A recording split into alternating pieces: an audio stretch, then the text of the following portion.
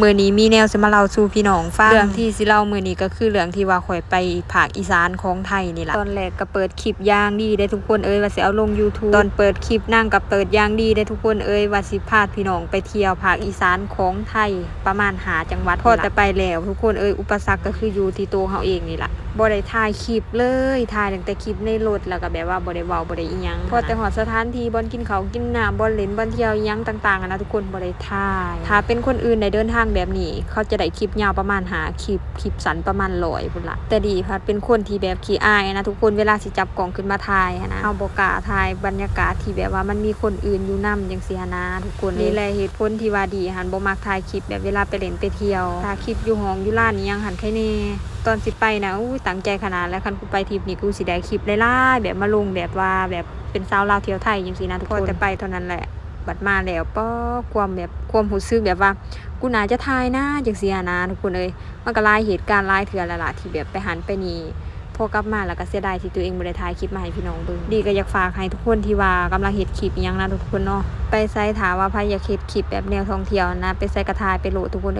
อย่าสุอายคือดีถ้าอายคือดีนี่ก็สิมาเสียใจแบบนี้ล่ะหลังจากที่บ่ได้ไปแล้วก็คือนั่งกินจังซี่มีเวลาถ่ายอยู่ถ่ายบัดพอแต่ไปแท้ๆหันเขาอาหารกินเขานี่นะยังบ่ถ่ายคลิปทั้งที่ว่าสถานที่หันก็แบบเป็นตาถ่ายเป็นตารีวิวนะทุกคนหรือว่ามันบ่แม่นแนวทางของดีบ่คันดีเป็นคนขี้อายแนวนี้น่าจะ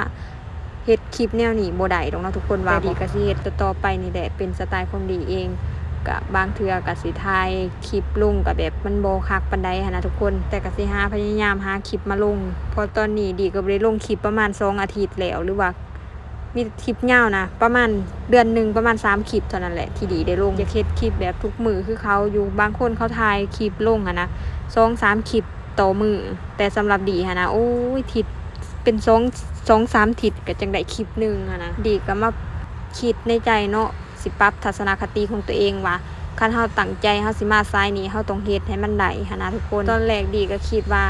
เป็นน้ำเฮาบ่มีหมู่เป็นน้ำเฮาบ่คนอ้อมข้างของเฮานะบ่ได้เฮ็ดคลิปบ่ได้เฮ็ดสายนี่คือเฮานะเฮาก็เลยบ่กล้าถ่ายคลิปแต่ดีก็ไปส่องคนที่ว่าเขาเฮ็ดคลิปนะบางคนเขาก็เฮ็ดไปคนเดียวโตคนเดียวอีหยังนะถ่ายคนเดียวแล้วก็มาพากมารีวิวเอาอีกก็เลยคิดว่าเดี๋ยวจะเปลี่ยนทัศนคติแล้วก็เปลี่ยนวิธีการเนาะ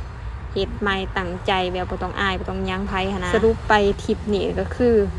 เดินทางไปเนาะดีเปิดคลิปไปก็มีแต่นั่งรถเลยแบบว่า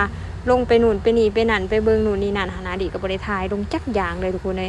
ก็เสียดายอยู่เนาะทุกคนเนาะเสียดายได้แบบแทนที่ว่าเฮาสิได้หลายคลิปแต่ว่าเฮาบ่ได้นะโคตรเสียดายเลยได้เสียดายเวลาเสียดายที่แบบว่ามันผ่านไปหั่นนะกูน่าจะถ่าย